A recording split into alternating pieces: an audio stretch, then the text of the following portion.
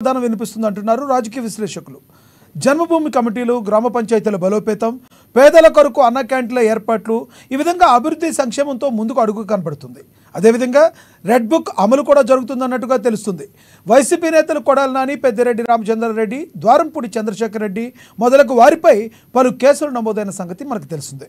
మాజీ మంత్రి జోగి రమేష్ కుమారుడు జోగి రాజీవ్ అగ్రిగోల్డ్ భూముల వ్యవహారంలో అరెస్ట్ అయ్యారు. తాజాగా ఆడుదాం ఆంధ్ర పేరుతో 100 కోట్ల అక్రమాలకు పాల్పడినట్లు ఆరోపణలు వినిపిస్తున్న నేపథ్యంలో ప్రభుత్వం సిఐడికి దీన్ని అప్పచెప్పినట్లుగా తెలుస్తుంది. ఈ కుంభకోణంలో ప్రధానంగా ఆర్కే రోజా, ధర్మాన ప్రసాదరావు, బైరెడ్డి సిద్ధార్థరెడ్డిలను సిఐడి విచారిస్తున్నట్లుగా తెలుస్తుంది.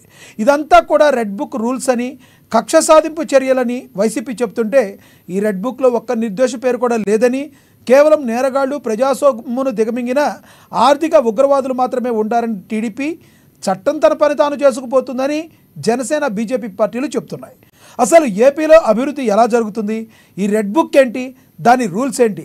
ఈనాడు చర్చ ద్వారా తెలుసుకుందాం. చర్చలో పాల్గొనేందుకు మనతో సిద్ధంగా ఉన్నారు టీడీపీ నేత అధికార ప్రతినిధి విఎస్ఆర్ చౌదరి గారు, అదేవిధంగా వైసీపీ నేత అధికార ప్రతినిధి రేగిడి లక్ష్మణరావు గారు మనతో జూమ్ కాల్ అందుబాటులో ఉన్నారు. జనసేన నేత వీర మహిళ అడ్వకేట్ కళావతి గారు మనతో జూమ్ కాల్ అందుబాటులోకి వస్తారు. ముందుగా టీడీపీ అధికార ప్రతినిధి విఎస్ఆర్ చౌదరి గారితో మాట్లాడదాం. చౌదరి గారు, గుడ్ ఈవినింగ్ సార్. నమస్తే కృష్ణ గారు. నమస్తే చౌదరి గారు. ఏంటి, నారా లోకేష్ గారు కూడా మాట్లాడారు రెడ్ బుక్ గురించి. నేను ఆల్రెడీ జనాల్లోకి వెళ్ళి చెప్పాను, మరి వదిలేయమంటారా? మమ్మల్ని ఎవరైతే ప్రజల సొమ్ము దిగమింగారో వాళ్ళని వదిలేయమంటారా అని అడుగుతున్నారు. అసలు రెడ్ బుక్ రూల్స్ ఎవరెవరికి వర్తిస్తాయి, ఏమనుకుంటున్నారు? మీ మాటలో ప్లీజ్. కృష్ణ గారు, మొదట మీకు అలాగే మన ఉమ్మటి ప్రేక్షకులకి, జనసేన నేత సుజాత గారికి, అలాగే మన కళావతి గారు జనసేన అడ్వకేట్ కళావతి గారికి, వైఎస్ఆర్సీపీ నేత లక్ష్మణరావు గారికి నా నమస్కారం. రాష్ట్రంలో ఉన్నటువంటి పరిపాలనా విధానాలపైన కొత్త గవర్నమెంట్ వచ్చిన తర్వాత పాత గవర్నమెంట్లో జరిగిన, ప్రభుత్వంలో జరిగిన అవినీతి అక్రమాలపైన అనేక అంశాలపైన శ్వేతపత్రాలు ఇచ్చేయడం జరిగింది. మేము అధికారంలో రాకుండా ప్రతిపక్షంలో ఉన్నప్పుడు ఏ విధంగా యోగాలను ఎదుర్కొని అడ్డుకొని లోకేష్ గారిని ఎక్కడ కూడా తిరగనీయకుండా ఆపేశారో, అప్పుడు వారు కొత్త సమాజానికి నష్ట కలిగించే విధంగా ప్రజల్ని ఇబ్బంది పెట్టిన అధికారులు, అక్రమాలపైన కేసులు బనాయించి అక్రమంగా పెట్టిన వాళ్ళపైన కొంత ఆయన అధికారులు, ప్రజల మధ్య జరిగిన సమస్యలపైన కొంతమంది అధికారుల పేరు రాసుకున్నారు. అది చట్ట ప్రకారం అయితే నేరం. కానీ అప్పుడున్న రాజ్యాంగం వైఎస్ఆర్సీపీ రాజ్యాంగం కాబట్టి ఎవరు ప్రతిపక్షాలు ఈదులో తిరగలేకపోయాం, కనీసం సోషల్ మీడియాలో మాట్లాడలేకపోయాం. చిన్న పోస్ట్ పెడితే కూడా జీవో నెంబర్ 1, 41 నోటీసులు, హౌస్ అరెస్టులు వచ్చేవి. సో అప్పుడు ఆయన ఏమనుకున్నారంటే, ఇట్లా చట్టాన్ని అతిక్రమించి మానవ హక్కుల్ని, ప్రజా హక్కుల్ని హరిస్తున్న అధికారులపైన ఖచ్చితంగా మనం అధికారులకు చర్య తీసుకోవాలని చెప్పి ఆయన భావించాడు. అప్పుడు ఆయన కొంతమంది అధికారులు దుర్మార్గులుగా వ్యవహరించడం పైన పేర్లు రాసుకున్నారు. దానిపైన ఈరోజు 16 మంది ఎస్పీలు, ఐఏఎస్లు, 10 మంది ఐపీఎస్లు, 16 మంది ఐపీఎస్లు, 10 మంది ఐఏఎస్లు వాళ్ళు వెయిటింగ్ ఫర్ రిజర్వ్డ్. అంటే ఒక రాష్ట్రంలో ఉన్నటువంటి జాతీయ స్థాయిలో పనిచేసిన ఐఏఎస్ అధికారులు కూడా వ్యవస్థకు వచ్చే కొద్దికి అనేక అక్రమాలు పాల్గొన్నారని వాళ్ళు వెయిటింగ్ ఫర్ రిజర్వ్డ్ పెట్టారు. సో ఇది తప్పేం కాదు. 1957 నుంచి కూడా ఇలాగ ఎవరైనా తప్పుగా చేస్తే ఆ ఎంక్వైరీలో తప్పులు తేలితే వాళ్ళపైన పనిష్మెంట్ ఉంటారు. అయితే మేము జీతాలు ఆపడం లేదు, వాళ్ళ క్వార్టర్స్ తీసేయడం లేదు, వాళ్ళు సెలవు లేకుండా మానేసేయడం లేదు. వాళ్ళు కేవలం తప్పులు చేశారు అనుమానంతో వాళ్ళని వెయిటింగ్ ఫర్ రిజర్వ్ పెట్టారు. ఇది తప్పేం కాదు. అయితే ఇంకా చాలా దుర్మార్గంగా చూశారు లేదు, మన పొంగనూరులో, మదనపల్లిలో సబ్ కలెక్టర్ కార్యాలయంలో పత్రాలు కాల్చేయడం, సెక్రటరియట్లు కాల్చేశారు. చాలా మండల కేంద్రాల్లో అనేక రకమైన ఇంపార్టెంట్ డాక్యుమెంట్స్ తస్కరించారు, తగలబెట్టేశారు. వీటికన్నిటికీ ఉప్పందిస్తున్న వాళ్ళు ఎవరు అనే అనుమానాలు. ఇప్పుడు పిన్నెల్ని తప్పించుకోవడానికి కొంతమంది ఐఏఎస్ ఆఫీసర్లు ఫోన్ ద్వారా, మెసేజ్ ద్వారా సమాచారం ఇచ్చాను ఒక డౌట్. ఈరోజు రెడ్ సెంటర్లు పట్టుకోవడానికి ప్రయత్నం చేస్తే కర్ణాటక నుంచి నేపాల్ తరలించిన అధికారుల్లో కొంతమంది ఆంధ్ర ప్లస్ కర్ణాటకలో అధికారులు అని బాగుంది. ఇవన్నీ కూడా వెరిఫికేషన్లో తేడాల్సింది. కాబట్టి చాలా అంశాలపైన ముందుగానే ఎవరైతే నిర్దోషులు ఉన్నారో వాళ్ళని జాగ్రత్త పరచడం కోసం నానిని కానీ, వంశీని కానీ, అలాగే ద్వారంపూడి వారి విషయాల మీద అనేక అంశాలపైన ముందస్తు సమాచారం కోవర్ట్లుగా వ్యవహరిస్తున్న అనుమానం విత్ ఫోన్ మెసేజ్లు కాల్స్ ద్వారా రికార్డ్స్ ద్వారా కలిపెట్టిన తర్వాత ఈ 16 మందిని తీసుకొచ్చి వెయిటింగ్ ఫర్ రిజర్వ్ కింద పెట్టారు. ఇది కొత్త చట్టం కాదు సార్, 1957 నుంచి ఉంది. ఎవరైనా సరే పొరపాటు చేస్తే ఈ విధంగా ఉంటుంది. అయితే ఇక్కడ అన్యాయంగా అక్రమంగా కక్షాధిపత్యం చర్యలు అంటే ఎందుకు చెప్తాను. ఏపీ వెంకటేశ్వరరావు గారికి ఉద్యోగం ఇవ్వకుండా, జీతాలు ఇవ్వకుండా, కనీసం కోర్టు కేసు సమాధానం చెప్పకుండా 5 ఏళ్ల పాటు విసిగించింది. అదే నిమ్మగడ్డ రమేష్ గారిని చాలా రకాలుగా ఉపయోగించుకొని అనేక రకాలుగా ఫలితాలు సాధించి స్థానిక సంస్థల్లో విస్తృతమైన మెజారిటీ సాధించిన జగన్మోహన్ రెడ్డి గారు కూడా నిమ్మగడ్డ రమేష్ గారిని పక్కన పెట్టేశారు. ఇది కష్టాలు చూపించారు. ఆయన కూడా లాస్ట్ మూమెంట్లో ఇబ్బంది పెట్టారు. ఇది కాకుండా చాలా మంది అధికారులను లూప్ లైన్లో పెట్టి జీతాలు ఇవ్వకుండా, క్వార్టర్స్ ఇవ్వకుండా, కనీసం లీవులు కూడా ఇవ్వకుండా 5 ఏళ్ళు నరకం అనిపించేసారంటే మనం చూసాం. అయితే రెడ్ బుక్ రాజ్యాంగం అనేది చాలా తప్పండి. రెడ్ అంటే రిలయబుల్ ఎకనామికల్ డెవలప్మెంట్. ఈ విషయం నేను చెప్పింది కాదు. జగన్మోహన్ రెడ్డి గారు జంతర్ మంతర్లో నిరసన తెలియజేసినప్పుడు అఖిలేష్ యాదవ్ గారు చడిగా రెడ్ బుక్ అంటే ఏంది, దాన్ని క్లోజ్ చేసి జూమ్ చేసి చూస్తే దాని మీద ఈ అక్షరాలు ఉన్నాయి. అవును, దాన్ని నువ్వు మీద భయపడుతున్నానని నవ్వుకుంటూ వెళ్ళిపోయాడు. సో జగన్మోహన్ రెడ్డి గారికి ఏంటంటే అధికారం పోయిన తర్వాత కర్ర చూసి పావు అనుకుంటున్నాడు, పావును చూసి పిల్లి అనుకుంటున్నాడు, అర్థం కావట్లేదు. సో ఇటువంటి సిచ్యువేషన్ లో రాష్ట్ర వ్యాప్తంగా జరిగే అన్యాయ అక్రమాల పైన వెలికి తీస్తున్న అంశాలపైన అనేక కుంభకోణాలు బయటపడతాయి. ఉదాహరణకి మన చెవిరెడ్డి గారి కుమార్ అరెస్ట్ చేసినప్పుడు కూడా అనేక అంశాలపైన బెంగళూరు ఎయిర్పోర్ట్ కి సమాచారం లేని విషయం కూడా మాకు సమాచారం. సో ఇవన్నీ కూడా దేవినేని అవినాష్ గారిని కూడా వెనక్కి పంపించినట్టుగా కూడా తెలుస్తుంది హైదరాబాద్ నుంచి. అవునండి, అవును. ఇవే కాదు, ఇది చాలా ఎగ్జాంపుల్ అండి. చెప్తే పోతూ ఉంటే ఏమన్నా చాలా అర్థమవుతుంది.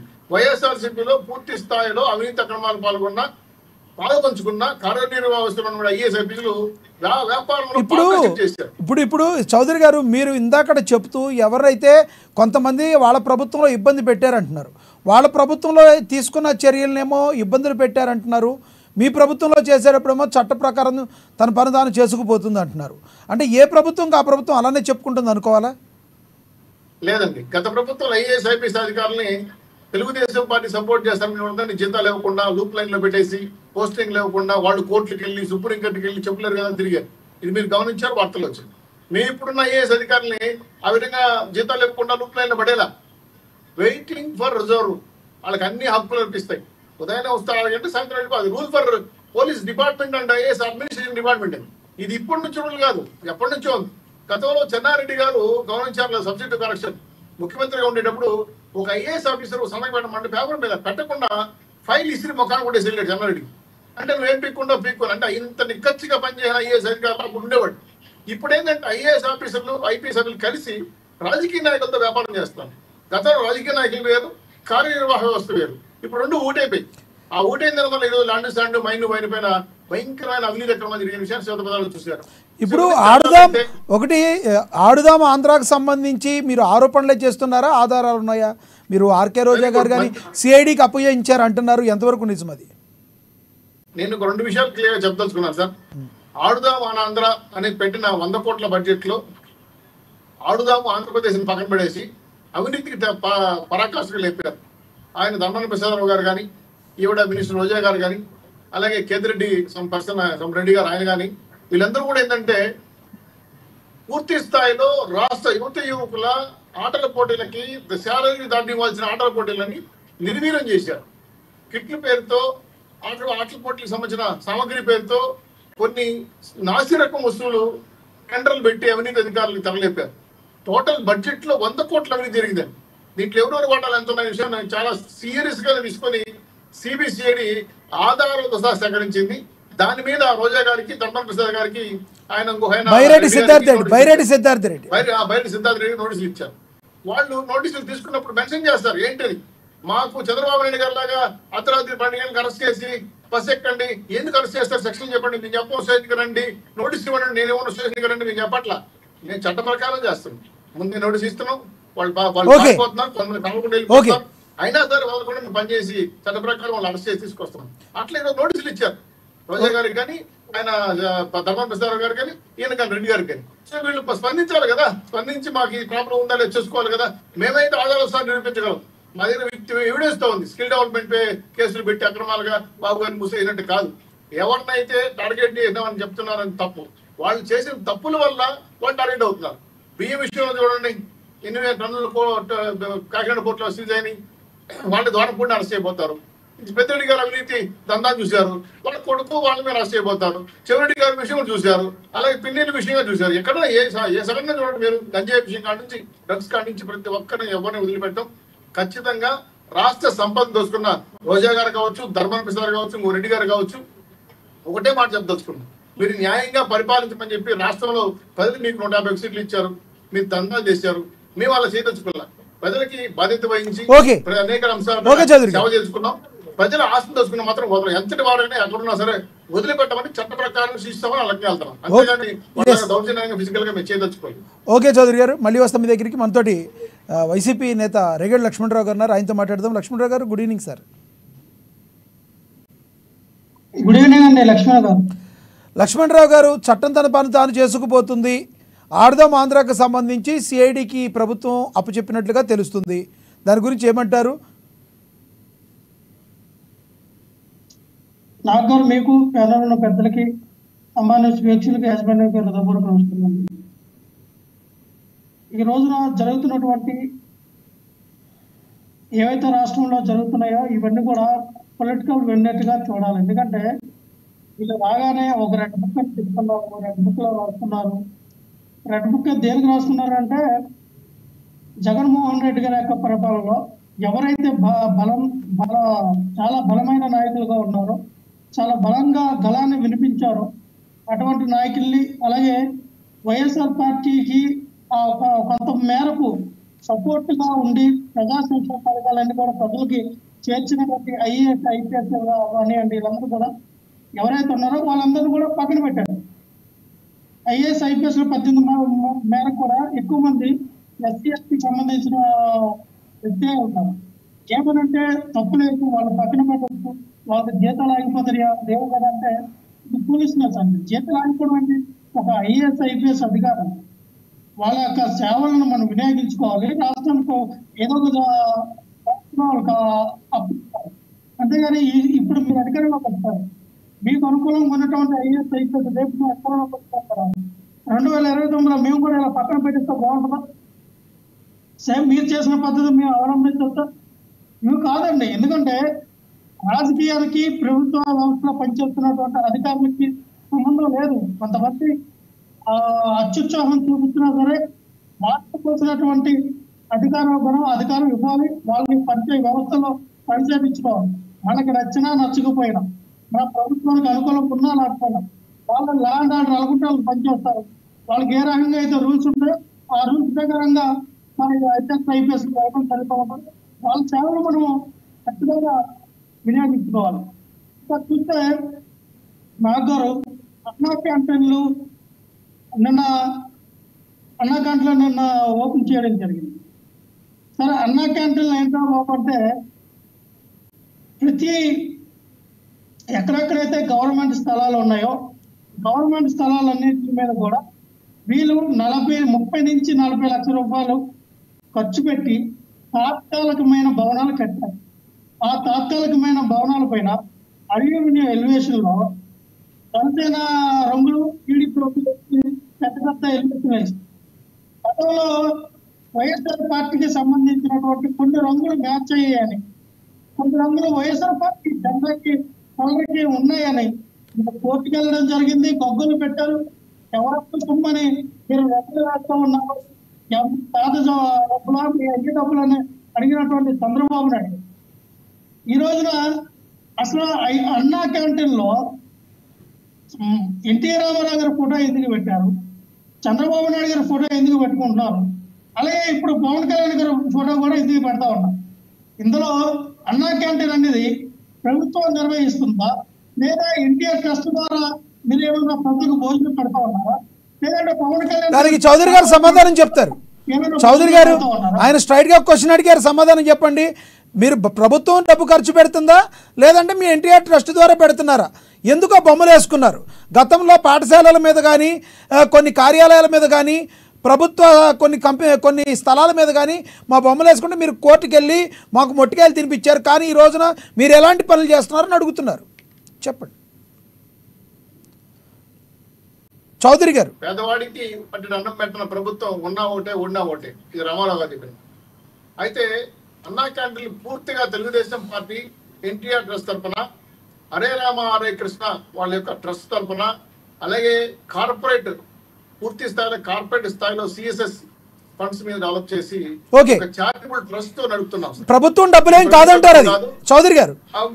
ఇది ప్రభుత్వ డబ్బు కాదు, మీరు కూడా డొనేట్ చేయొద్దు. మీ ప్రాంతంలో మీరు డొనేట్ చేస్తే మీ పేరు కూడా పెడతారు అక్కడ. ఓకే, లక్ష్మణరావు గారు ప్లీజ్. నాగారు, ఇది ప్రభుత్వం డబ్బా అని అడిగితే దానికి సమాధానం చెప్పాలి. ప్రభుత్వం డబ్బా అని క్లియర్ గా చెప్పారు. కాదని చెప్తున్నారు ఆయన. హరే రామ హరే కృష్ణ ఫౌండేషన్ ఎన్టీఆర్ ట్రస్ట్ ద్వారా వచ్చిన డబ్బులతో అన్నా క్యాంటీన్ నడుపుతున్నామని చెప్తున్నారు. ఎన్టీఆర్ ట్రస్ట్ ద్వారా కాదండి, పశ్చాత్తాపం. అక్షయ పాత్ర వాళ్ళ తాలూకా వాళ్ళ యొక్క సపోర్ట్ ఉంది, కానీ వాళ్ళ సపోర్ట్ ఎంత మేరకు ఉంది? వాళ్ళు ఇచ్చిన డబ్బులతోనే వీళ్ళు అన్నా క్యాంటీన్ నడుపుతా ఉన్నారా?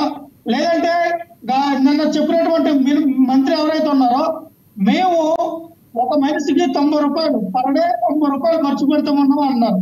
అంటే ఒక పూటకి 30 రూపాయలు వేసుకోండి.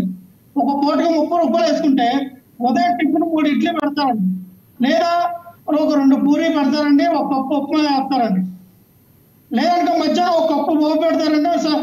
డిన్నర్ లో కూడా మా కప్పు భోజనం ఒక 2-3 కూరగాయలు ఏవో ఉంటాయి. అంటే 30 రూపాయలు పెట్టి బయట భోజనం చేస్తే ఎంత సాధారణమైన సామాన్యుడు ఎంత తినొచ్చు?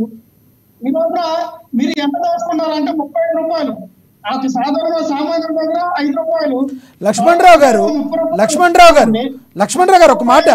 లక్ష్మణరావు గారు, గతంలో మీ ప్రభుత్వం ఉన్న క్యాంటీన్లు ఏవీ నడపలేదు. ఉన్న అన్న క్యాంటీన్లు తీసింది, పోనీ రాజన్న క్యాంటీన్ అని ఎలక్షన్ల ముందు ఏదో మీ కొంతమంది లాస్ట్లో పెట్టారు. కడప జిల్లా సైడ్ కొన్నిసార్లు క్యాంటీన్లు ఓపెన్ చేశారు, అది ఎలక్షన్ల ముందు అయింది, ఓకే. కానీ ఇది సపరేట్గా వాళ్ళు ట్రస్ట్ ద్వారానో ఇంకోటి వాళ్ళు పెడుతున్నారు.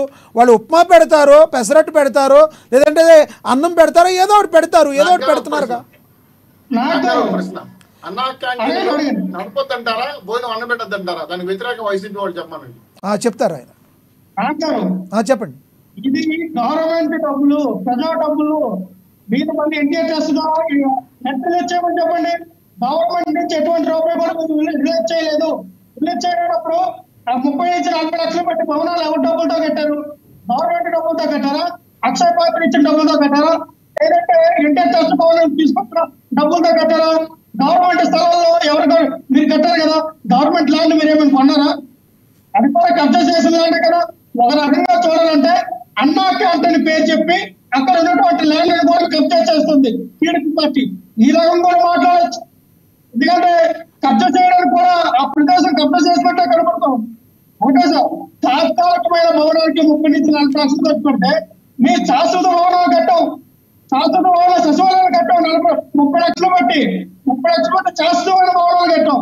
అది ఇంకోటి చెప్తా ఉన్నాం సార్, ఒక మనిషి దగ్గర అంటే రోజుకు 300 మందికి మీరు అంటే ఒక పూటకి 300 మంది అంటే 3 పూటలు కలిపి 900 మంది. 900 మంది దగ్గర 5 రూపాయలు వేసుకుంటే 45,000 రూపాయలు వసూలు చేస్తా ఉన్నారు. ఒక అన్నా క్యాంటీన్కి వచ్చి 45,000 రూపాయలు వస్తా ఉంది. 45,000 పెట్టి 900 మందికి చాలా నాణ్యమైనటువంటి ఫుడ్ వచ్చండి. ఇంకా ఎక్కువ మందికి వచ్చు. మరి మీరు ఎందుకు ఇవ్వలేకపోయారు? ఉన్నది ఎందుకు తీసేశారు? లక్ష్మణరావు గారు ఒక్క మాట ప్లీజ్ ఒక్క మాట. ఎంత క్వాలిటీ ఫుడ్ ఇవ్వచ్చో అన్నీ మీరే చెప్తున్నారు. గతంలో దాన్ని ఎందుకు మీరు తీసేశారు? కనీసం రాజన్న క్యాంటీన్ అని నడపకుండా 5 రూపాయలకి 45,000 రూపాయలు వస్తున్నాయి, క్వాలిటీ ఫుడ్ ప్రజలకు పెట్టచ్చు, ఎందుకు 5 ఏళ్ళు మీరు నడపలేకపోయారు? ప్రజలు అడుగుతారు కదా సార్, దానికి సమాధానం చెప్పండి.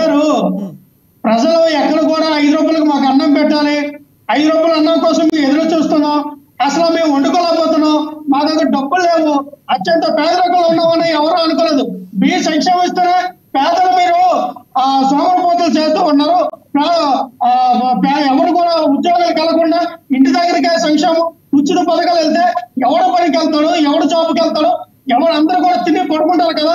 సోమరిపోతులు చేస్తున్నారు అని ప్రచారం చేసినటువంటి టీడీపీ ప్రభుత్వం ఈ రోజు 5 రూపాయల కన్నా పెడితే మీరేమో బడుగు బలహీన వర్గాలు ఉత్తరించినట్ట. ఎంతమంది తింటారండి అక్కడ? ఎంతమంది తింటారు? 300 మందికి ఎక్కడం ఏంటండి? 300 మందికి ఎక్కడం ఏంటి ఒక పూటకి? ఆలోచించాలా. ఇక్కడ ఎంతమంది పేద బడుగు బలహీన వర్గాలు తిండి వీళ్ళు పెట్టిందేమో సిటీలో పెడతా ఉన్నారు. ఎవరండి అన్నానికి ఒక పట్టు అన్నానికి ఎదురు చూసిన వాళ్ళు ఎవరుంటారు? పల్లెటూర్లు అంటుంటారు. పల్లెటూరులో పని లేక పాటలాగా ఉన్న వ్యక్తుల దగ్గర ఒక విలేజ్ లో గ్రామంలో పెడితే మీరు అన్నట్టు మళ్ళా ఎక్కడైనా టౌన్ లో పెట్టడం ఏంటండి?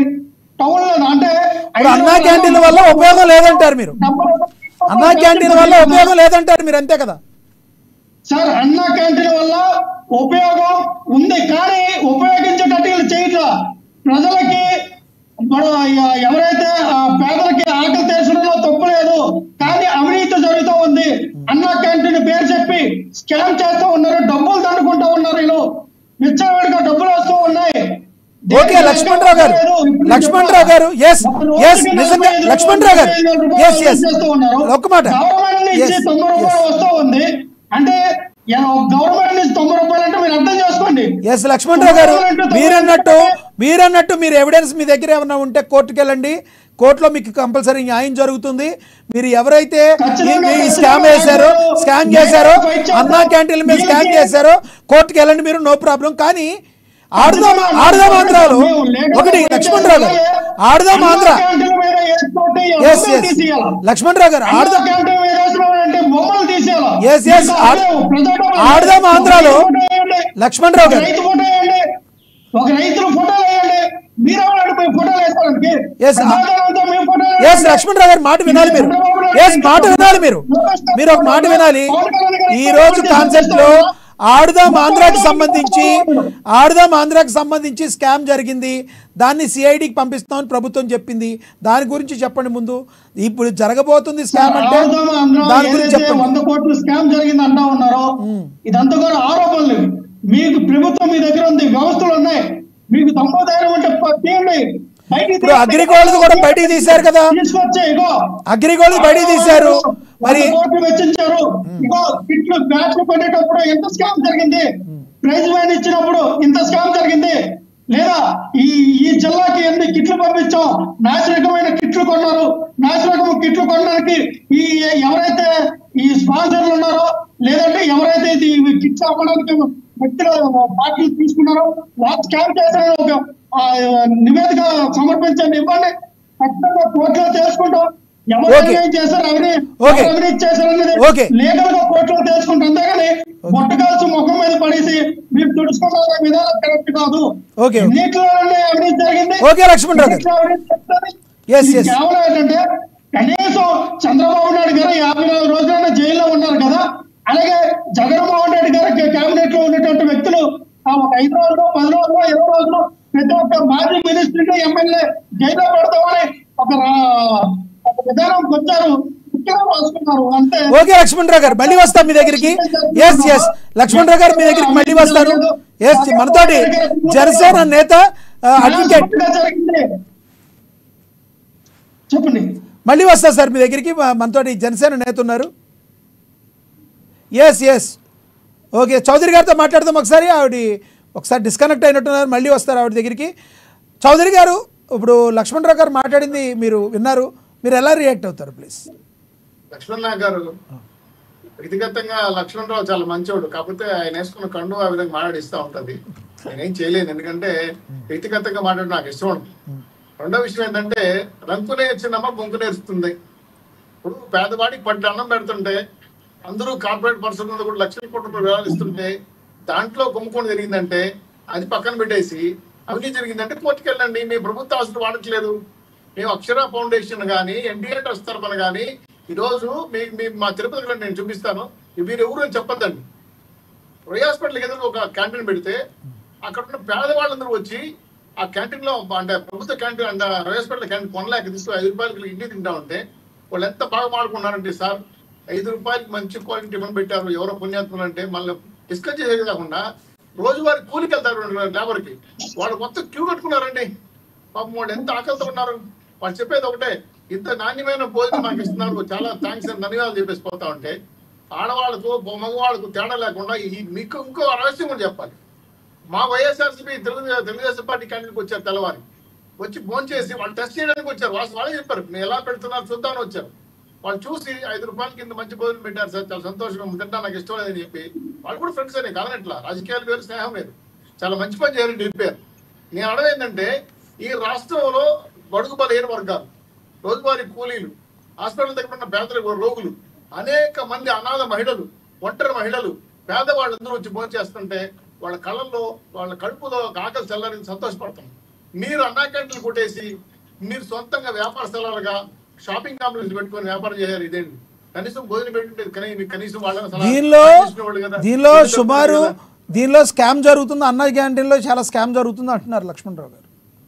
లక్ష్మణరావు గారు, ఇది మన ప్రజాస్వామ్య ప్రభుత్వం. మేము కళ్ళు మూసుకొని పాలు తాగట్లా. ఇది ఎవరైనా సరే ఎక్కడైనా సరే ప్రభుత్వ డబ్బులు వాడితే తెలిసిపోతాయి. ఇమీడియట్లీగా వాళ్ళు యాక్షన్ తీసుకోవచ్చు.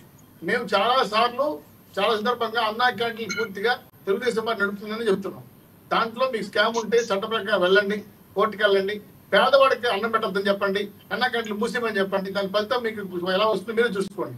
మేము చాలా స్పష్టంగా హరే రామ హరే కృష్ణ వాళ్ళతో వంట వండించుకొని అలాగే వాళ్ళ క్యాంటీన్లో కూడా కొంత ఫౌండేషన్ కింద డబ్బులు ఇస్తున్నారు. అనేక రకాల కార్పొరేట్ సోషల్ రెస్పాన్సిబిలిటీ ఫండ్స్ కింద కలెక్ట్ చేసి పేదవాడికి అన్నం పెట్టాలని ధ్యేయం 5 రూపాయలకి. అంతేగా దీంట్లో ఏ పాప పుణ్యాలు లేవు. దాన్ని అడ్డుకోవడానికి ప్రయత్నం చేస్తే ప్రజలు మీకు శిక్ష ఇస్తారో అది రెండో విషయం. ఓకే, అభివృద్ధి ఇప్పుడు రెడ్ బుక్ ఒకటేనా, ఏమన్నా అభివృద్ధి వైపు ఏమైనా అడుగులేసేది ఏమైనా ఉందా చౌదరి గారు? ఇప్పుడు జన్మభూమి కమిటీలు అంటున్నారు, జన్మభూమి కమిటీలు అంటున్నారు, ఏంటి ఎప్పుడు చౌదరి గారు? ఒకటి ఆల్రెడీ 2 నెలలు అయిపోయింది. మీరు ఏదో ఆర్టీసీకి సంబంధించి మీరు మహిళలకి ఉచితంగా ఇస్తామన్నారు. అది ఎప్పటి నుంచి అమలులోకి వస్తుంది? ఇదిగో ఆగస్టు 15 నుంచి కూడా వస్తుందన్నారు.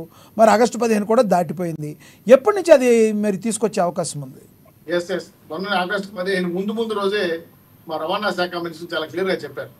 సార్, బిలో ప్రావర్టీ లెవెల్లో మేము ఆధార్ కార్డులు తీసుకొని పాసులు, అంటే ఆధార్ కార్డు కాబట్టి పాసులు రిలీజ్ చేసుకున్నాం, బీపీఎల్ లిస్ట్ ఫైనలైజ్ చేస్తున్నాం అని చెప్పి 15th ముందర బహుశా సబ్జెక్ట్ కలిసి 12వ తారీఖు మా ఆర్టీసీ చైర్మన్ గారు ప్రకటించారు. నేను అడిగే నేరుగా ఇక్కడ ఒకటి చౌదరి గారు ఇక్కడ ఒక క్వశ్చన్ ఉంది. ఇప్పుడు మీరు ఎలక్షన్లోకి వెళ్ళేటప్పుడు మహిళలకి ఉచిత ఆర్టీసీ బస్సు ప్రయాణం అన్నారు, అంతేగాని బిలో పవర్టీ లైన్ అనే గైడ్ లైన్ అయితే మీరు అప్పుడు తీసుకోలేదు కదా. మళ్ళీ ఎందుకు మీరు దాని పరిధిని మళ్ళీ మీరు కంట్రోల్ చేస్తున్నారు? అంటే తద్వారా మీరు పరిధిని కంట్రోల్ చేయడం వలన మరి గత ప్రభుత్వం ఏదైతే కొన్ని చేసింది అన్నప్పుడు మీరు విమర్శలు చేశారో, మరి రేపొద్దున మీరు విమర్శలు ఎదుర్కొంటానికి సిద్ధంగా ఉన్నారా? చాలా మంచి ప్రశ్న వేశారు. ఇది నేను అడిగిన ప్రశ్న. బిలో ప్రావర్టీ లెవెల్ ఏమైనా పాసులు ఇస్తారని అడిగితే ఒకటే మాట చెప్పాను మా రవాణా శాఖ మంత్రి. 1500 బస్సులు కొత్త బస్సులు కొన్నాము, ఆర్టీసీ కష్టాల నుండి కూడా కొన్నాము, 400 బస్సులు రోడ్డు మీద పెట్టేసాము, ఎక్కువ బస్సులు కావాల్సిందని ప్రతి మహిళకు ఉచితంగా ఇవ్వాలని కొంటున్నాము. ఇక్కడ బిలో ప్రావర్టీ లెవెల్ కొలబద్దగా పెట్టట్లేదు. ఈ సర్వే కాదు చేసినా మనకు వేరే స్కీమ్లు వాడుకుంటాం, కానీ దీనికి మహిళలకు ఇచ్చిన మాట కట్టుబడి ఉంటాము. అయితే 15th నుంచి అమలు చేయాలనుకున్నాను విషయం కాడికి వచ్చేకొద్దికి కొన్ని బస్సులు, కొన్ని క్యారేజీలు, పల్లెవేలు బస్సులు అందరికీ ఒక క్లారిటీ. ఇప్పుడు తెలంగాణ రాష్ట్రమైన చౌదరి గారు తెలంగాణ రాష్ట్రమైన ఆంధ్రప్రదేశ్ రాష్ట్రమైన చాలా మంది ప్రజల్లో ఒక కన్ఫ్యూజన్ ఉంది.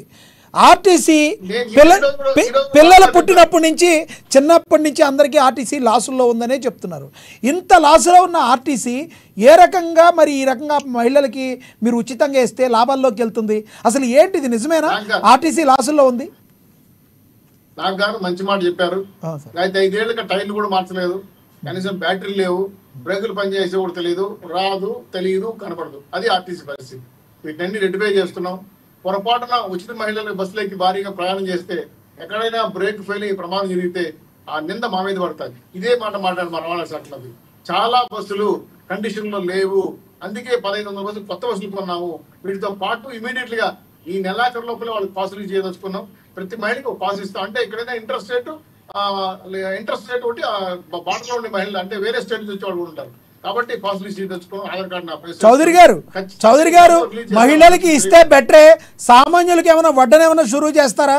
ఎందుకంటే మరి ఎక్కడి నుంచి తీసుకొస్తారు? మీరు మహిళలందరూ రోజు మీరు తిరుగుతారు, బస్సులన్నీ ఫుల్ అయిపోతాయి, మీరు టికెట్లు ఎక్కడి నుంచి కొడతారు, డీజిల్ ఎక్కడి నుంచి కొట్టిస్తారు?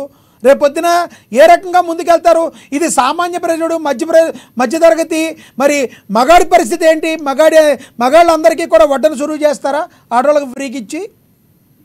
సార్, ఇక్కడ క్లియర్ గా మేము చెప్పేసాం, మాట కట్టబడతాం. 2 మగవాళ్ళు ఏం చట్టోడు కాదు. నిన్న స్వతంత్ర దినోత్సవం సందర్భంగా ఆటో డ్రైవర్లు, టాక్సీ డ్రైవర్ల విషయం కూడా ప్రస్తావించారు బాబు గారు. ఆ ఉపన్యాసం మీకు కూడా అందుంటారు. వాళ్ళకు కూడా ఉద్యోగ బీమా, వసూలు బీమా, అదేవిధంగా ప్రతి డ్రైవర్ కి ఆటో పరంగా ఇంతవరకు 15,000 వరకు ఫ్రీ ఎక్స్పెన్సెస్, ఇలాంటివన్నీ కూడా వాళ్ళ స్కీమ్ ప్రవేశపెడుతున్నాం. టోటల్ గా టాక్సీ ఆటో వాళ్ళతో పాటు మహిళలకు ఉచిత బస్సు ఇవ్వాలన్న సౌకర్యాన్ని కట్టుబడున్నాం. మేము అన్ని సూపర్ 6 అమలు చేస్తున్నాం.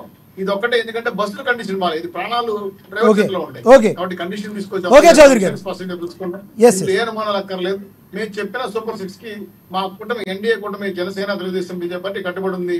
ఏ చిన్న తప్పు జరిగినా అడిగే హక్కు సర్వ హక్కులు మీకు ఇస్తున్నాం. ఓకే చౌదరి గారు, మళ్ళీ వస్తాం మీ దగ్గరికి. మనతోటి జనసేన నేత వీర మహిళ అడ్వకేట్ కళావతి గారు ఉన్నారు. కళావతి గారితో మాట్లాడదాం. కళావతి గారు గుడ్ ఈవినింగ్ అండి. గుడ్ ఈవినింగ్ అండి. నాతో పాటు ప్యానెల్లో ఉన్న లక్ష్మణరావు గారికి, చౌదరి గారికి, అమ్మా న్యూస్ ప్రతి ఒక్కరికి కూడా నా హృదయపూర్వక నమస్కారాలు. Happy independence day. అభివృద్ధి వైపు అడుగులు వేస్తుందా ఆంధ్రప్రదేశ్, లేదంటే రెడ్ బుక్ రూల్స్ని ఫాలో చేయడానికి ముందు ప్రయారిటీ ఇస్తుందా? ఏం చెప్తారు మీరు? అండి ఇప్పుడు చెప్పేది ఏంటంటే, జనరల్ గా లాస్ట్ టైం కూడా లాస్ట్ 5 years వైసీపీ వాళ్ళు చేసినప్పుడు నా జనసేన తరఫున మాట్లాడుతున్నా, పవన్ కళ్యాణ్ గారు 2 సంవత్సరాలు చూద్దాం అని 3-4 సంవత్సరాలు కూడా వెయిట్ చేయడం జరిగింది.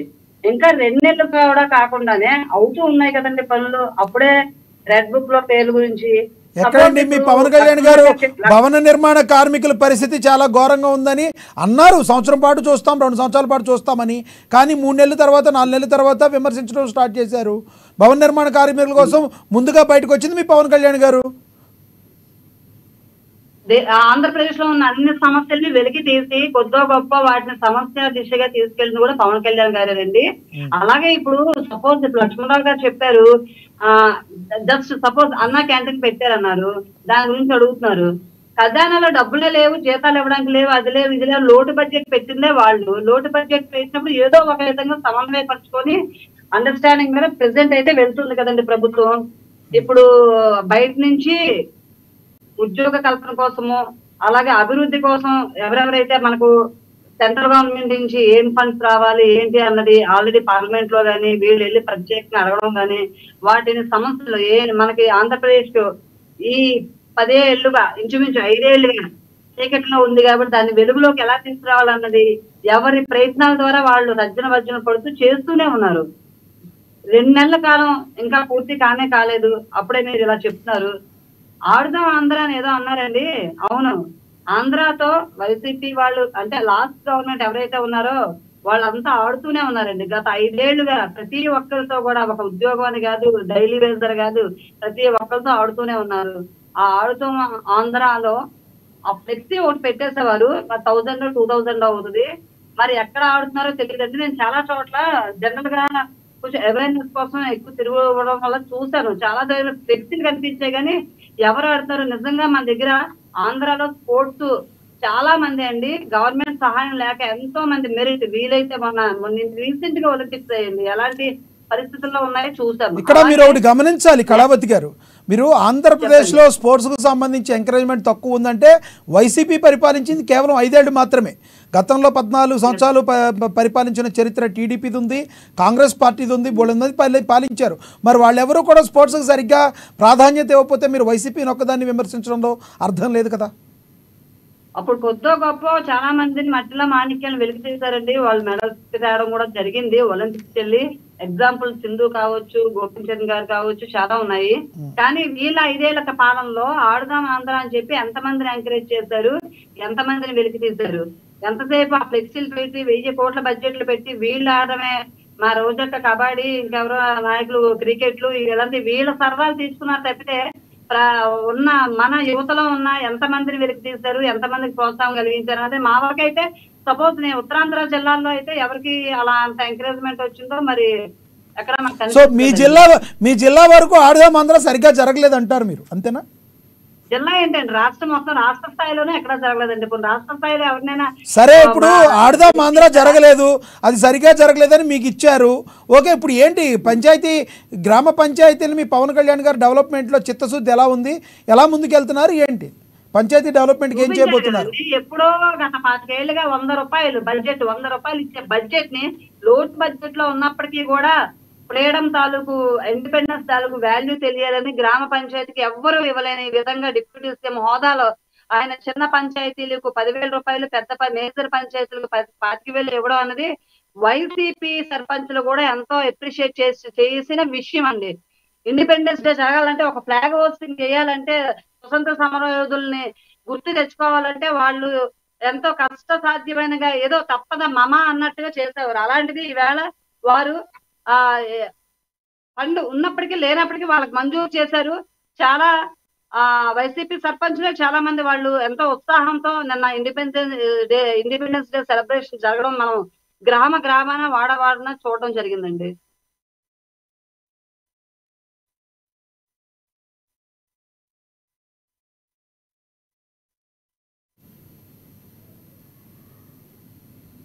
రేగడి లక్ష్మణరావు గారు ప్లీజ్ రియాక్ట్ అవ్వండి. పవన్ కళ్యాణ్ గారు చిన్న పంచాయతీకి 10,000, పెద్ద పంచాయతీకి 20,000 ఆయన ఇవ్వలేదు, గవర్నమెంట్ కూడా ఇవ్వలేదు. వాళ్ళు ఏం చెప్పారు? పంచాయతీరాజ్ యాక్ట్ ప్రకారంగా స్థానిక ప్రెసిడెంట్ అదే పంచాయతీ వ్యవస్థ నిధులని ఆయన ఎవరైతే ఉన్నారో 5,000 మంచి మేజర్ పంచాయతీ అని 5,000 కన్నా తక్కువ ఉంటే అయిన పంచాయతీల్లో వాళ్ళ నిధులను కేటాయించుకోమని చెప్పారు. ఎవరికి డబ్బులు ఇవ్వలేదండి. వాళ్ళ నిధులు ఎవరు ఏదైతే పంచాయతీ నిధులు ఉంటాయో ఆ నిధులు కేటాయించమని చెప్పారు. వీళ్ళేమో డబ్బులు తీసుకున్నారు. ఉంటాడు. రెండో పాయింట్ మళ్ళీ ఏం మాట్లాడారు? అసలే లోటు బడ్జెట్ లో ఉంది, లోటు బడ్జెట్ లో రాష్ట్రాన్ని తీసుకెళ్లిపోయారు. అయినా మేము మంచి పరిపాలన అందిస్తున్నాం అని అంటూ ఉన్నారు.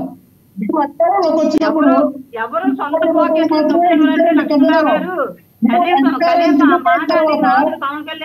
అధికారం దిగిపోయిన తర్వాత 5,700 కోట్ల రూపాయలు వాళ్ళ ఖజానాలో ఉంచి దిగిపోయాం. 100 కోట్లు ఉన్నప్పుడు మేము ఎంత పరిపాలన అందించామో 95% సంక్షేమ పథకాలు డెవలప్మెంట్ ఎంత చేసామో రాష్ట్ర ప్రజలు చూశారు. ఈ రోజున 5,700 కోట్ల రూపాయలు ఉంచినా సరే ఖజానాలో డబ్బులు లేవని చెప్పిన వ్యక్తి విజనరీ. ఒక పక్క విజనరీ అంటారు మేము సంపద సృష్టించే రాష్ట్రాన్ని డెవలప్మెంట్ చేస్తాం, సంక్షేమ పథకాలు ఇస్తామంటారు. ఇదే విజనరీ నేను ఏం మాట్లాడారంటే నిన్ననే ఒక ఆటో డ్రైవర్ వచ్చి అయ్యా నీ ఆటో డీజిల్ పెట్టాలంటే లేదంటే నా డీజిల్ ఆటోనే అంటారు. అదంటే దాన్ని కన్వర్ట్ చేయొచ్చు కదా, ఎలక్ట్రికల్ ఆటోగా కన్వర్ట్ చేయొచ్చు కదంటే దాని మీద నాకు అవగాహన లేదంటే ఆయన అంటాడు. ఈయనేమంటాడంటే లేదు మీరు ఇంజిన్ మార్చేయండి ఎలక్ట్రికల్ ఆటో అయిపోతుంది అంటారు. అంటే నాకే అర్థం కావట్లేదు. చంద్రబాబు నాయుడు గారు మెకానికల్ ఇంజనీరింగ్ చేస్తుంటారేమో, బైపీసీ తీసుకొని మెకానికల్ ఇంజనీర్ చేస్తుంటారు ఆ రోజుల్లో. అంటే కలెక్టర్లు కూడా పిలిచి అయ్యా మీరు ఆల్రౌండర్లు అయ్యేవాలి అంటే ఆ ఆటోలు కూడా మీరే బాగు చేయాలి, అవసరమైతే ఇంజిన్ పీకేసి ఎలక్ట్రికల్ సిటీ ఆ ఆటోకి తయారు చేయండి అని హుకుం జారీ చేశారంటే ఆయన విజనరీకే హ్యాట్సాప్ ఉంటాయి. అంటే అటువంటి ముందు చూపు ఉన్న వ్యక్తి. మనం ఒకటే చెప్తా ఉన్నాం, మనం లోకేష్ గారి గురించి చెప్పవసరం.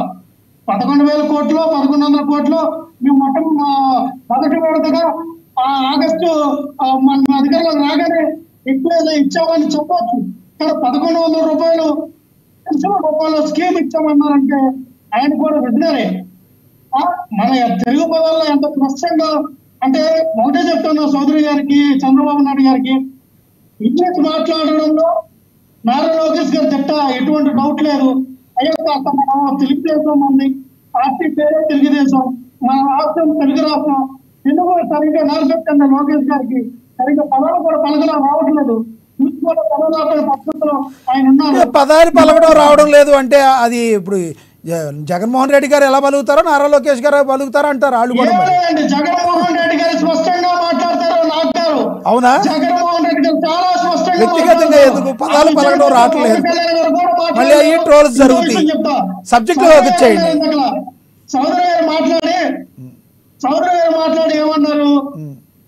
అయ్యా మా ప్రభుత్వం వచ్చే రాగానే ఈ 2 నెలలు కాలేదు మా మీద ఏడుస్తున్నారండి. ఎవరు ఏడట్లా. మీరు 2 నెలలు కాకపోతే 6 నెలలు టైం తీసుకోండి, సంవత్సరం టైం తీసుకోండి. ప్రజల మమ్మల్ని విమర్శిస్తారు, ప్రజలు అడుగుతారు, మేము అడగవలసింది మేము అడుగుతాం. ప్రజల్లోకి వెళ్తే ప్రజలు ఎదిరించి మిమ్మల్ని అడుగుతారు. అలాగే బస్సుల గురించి అన్నారండి. ఓకే, రెడ్ బుక్ లో తర్వాత ఎవరు ఉండబోతున్నారు? లక్ష్మణరావు గారు లక్ష్మణరావు గారు రెడ్ బుక్ లో నెక్స్ట్ ఎవరు ఉండబోతున్నారు? ఎవరి పేరు రాబోతున్నారు అనుకుంటున్నారు మీరు? నాకు గారు రెడ్ బుక్ లో అంటే వీళ్ళు మళ్ళీ కొడాలి నాని గారిని టార్గెట్ చేశారు. వల్లభనేని వంశీ గారు మరొక రేపు 22 తారీఖు వరకు కూడా ఆయన కోర్టులోకి వెళ్ళి నన్ను అరెస్ట్ చేయొద్దని ఆయన ఒక జామీన్ తెచ్చుకుని ఉన్నారు. నేనేమంటానంటే కొడాల నాని గారు, పేర్ల నాని గారు, అంబటి రాంబాబు గారు చాలా మంది లిస్ట్ లో ఉన్నారండి. అంటే ఒకరి తర్వాత ఒకరు తీసుకెళ్లి జైల్లో వేద్దామని. వాళ్ళ సునకానందం, వాళ్ళ ఇష్టం, వాళ్ళు ఏం చేయాలనుకుంటే చేసుకోండి. కానీ మా పోరాటం లక్ష్మణరావు గారు వాళ్ళు కూడా ప్రశ్నిస్తారు. సునకానందం అంటే గతంలో చంద్రబాబు నాయుడు గారు మీరు వేశారు, సునకానందంతో వేశారని వాళ్ళు కూడా మిమ్మల్ని క్వశ్చన్ అడుగుతారు. నాకు గారు సునకానందంతో వాళ్ళు వేసారా మేము వేసామా 20 తెలుస్తూ ఉంది కదా. మేము ఎవరిని సునకానందంతో ఇలా సునకానందంతో ఈ రోజు ఒకరి తర్వాత ఒకరు ఇయ్యాలి, జైల్లోకి చాలా మంది చేస్తారంటే ఇయ్యండి. కోర్టులు ఉన్నాయి, న్యాయస్థానాలు ఉన్నాయి, కోర్టులో తెలుసుకుందాం. జడ్జిలు ఉన్నాయి, జ్యుడిషియరీ ఉంది. ఖచ్చితంగా ఎవరు అన్యాయం చేశారో, ఎవరు అవినీతి చేశారో అన్ని బయటకు వస్తాయి. ప్రజలందరూ గమనిస్తూ ఉంటారు. అగ్రిగోల్డ్ భూముల వ్యవహారంలో ఏం చెప్తారు మీరు? అగ్రిగోల్డ్ భూముల వ్యవహారంలో జోగి రమేష్ కుమారుడు జోగి రాజు ఆరోపణలు ఎదుర్కొంటున్నారు. ఏం చెప్తారు మీరు? అవినీతి జరిగిందని చంద్రబాబు నాయుడు గారిని జైల్లో ఎక్కడం జరిగింది. ఇన్నర్ రింగ్ రోడ్డు, ఏపీ పైపులు, అలాగే ఇవన్నిటి మీద కూడా లోకేష్ గారిని అరెస్ట్ చేయవలసిన అవసరం వస్తే లోకేష్ గారు ఏమో ఢిల్లీ పారిపోయి దాక్కుని ఉన్నాడు 2 నెలలు. మేము ఎవరిని కూడా అన్యాయంగా అక్రమంగా ఎవరిని అరెస్ట్ చేయాలా? అవన్నీ కూడా రేపు పొద్దున్న ఇదే లోకేష్ గారు, చంద్రబాబు నాయుడు గారు, పవన్ కళ్యాణ్ గారు కూడా మన కోర్టుకి లేఖ రాసుకుని అమ్మా ఎవరైతే వాలంటీర్ మీద నేను అనుచితమైన వ్యాఖ్యలు చేశానో వాలంటీర్ పెట్టినటువంటి కేసుని ఈ రోజు నన్ను అరెస్ట్ చేయకుండా ఉన్నానని ఆయన కూడా కోర్టుకి వెళ్ళి అర్చించుకోవడం జరిగింది.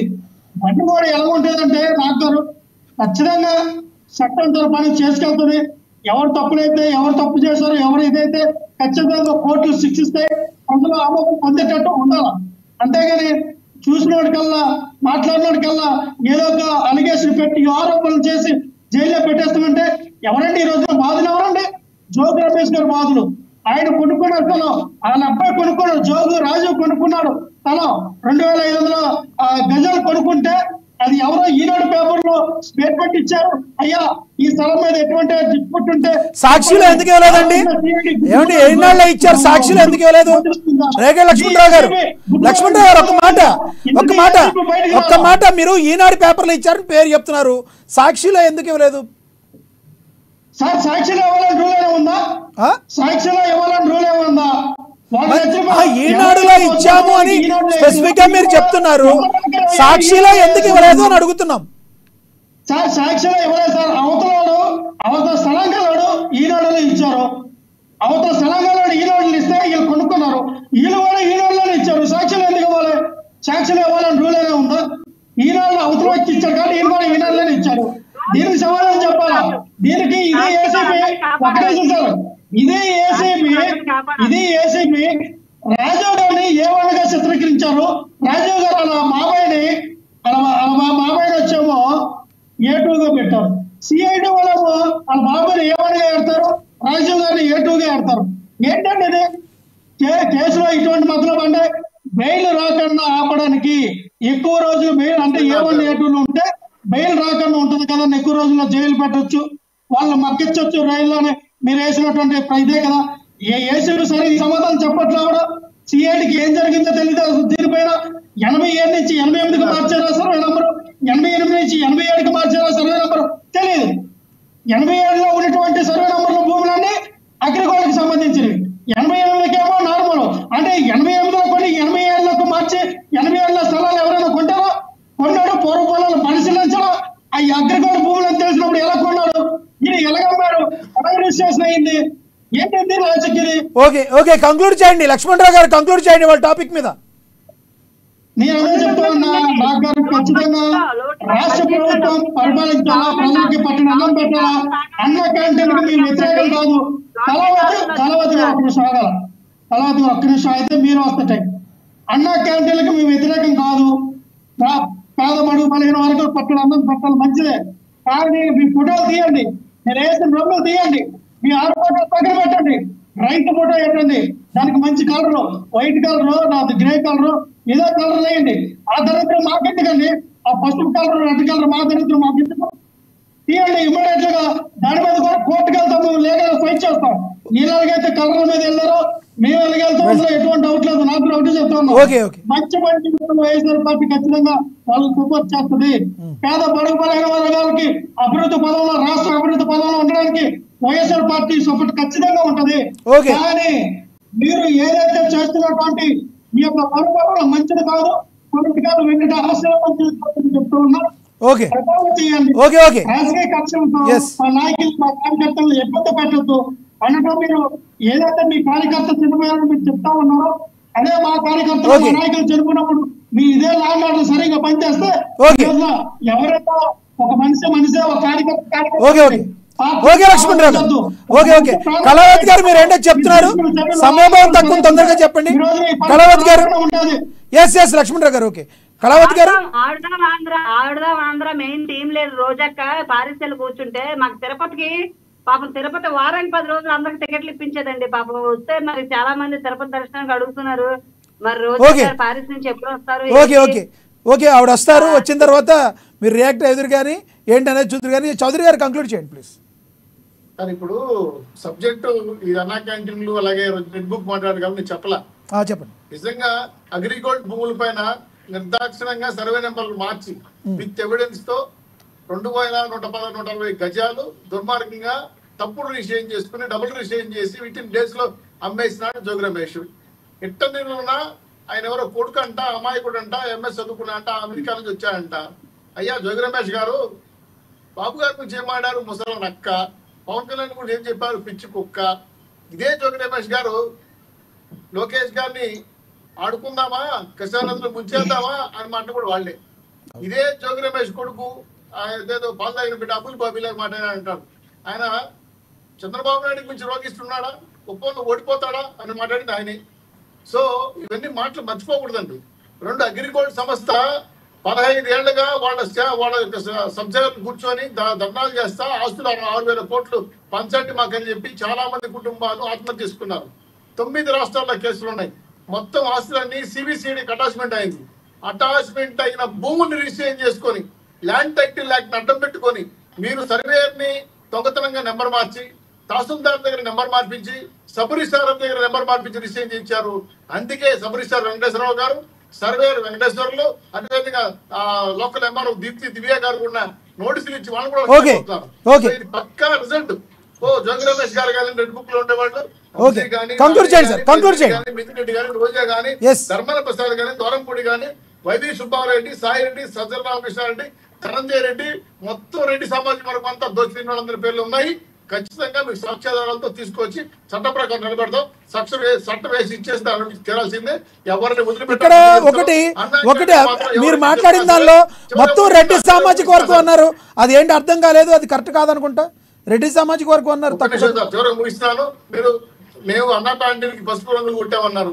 3,500 కోట్లు ప్రభుత్వ. చౌదరి గారు మీరు రెడ్డి సామాజిక వర్గం మొత్తం అన్నారు, రెడ్డి సామాజిక వర్గం మొత్తం అన్నారు. అది అధికారులు వాళ్ళ అధికారులు పెట్టుకున్న రెడ్డి సమాజం, వాళ్ళ కర్మీయులు, వాళ్ళ బాగుపడుతులు, వాళ్ళ బంధువులందరూ తీసుకొచ్చి అవినీతి అక్రమాల్లో పోస్టింగ్లు ఎంచుకున్నారు. లేదు కేంద్రంలో ఉన్నా, రైల్వేలో ఉన్నా, లేదంటే ఫారెస్ట్ లో ఉన్నా, లేదా ఫారెస్ట్ లో ఉన్నా సరే వాళ్ళు తీసుకొచ్చి వాగ్దేవరెడ్డి లాంటి వాళ్ళు కానీ, ధనంజయ రెడ్డి కానీ, చంద్రబాబు వాళ్ళే కదా వాళ్ళ ద్వారా తీసిన అవినీతి అక్రమాలు బయటపెట్టబోతున్నాం. ఖచ్చితంగా వాళ్ళని పూర్తి స్థాయిలో చట్ట ప్రకారం ఏవైనా శిక్షలు ఇస్తారో వస్తుంది.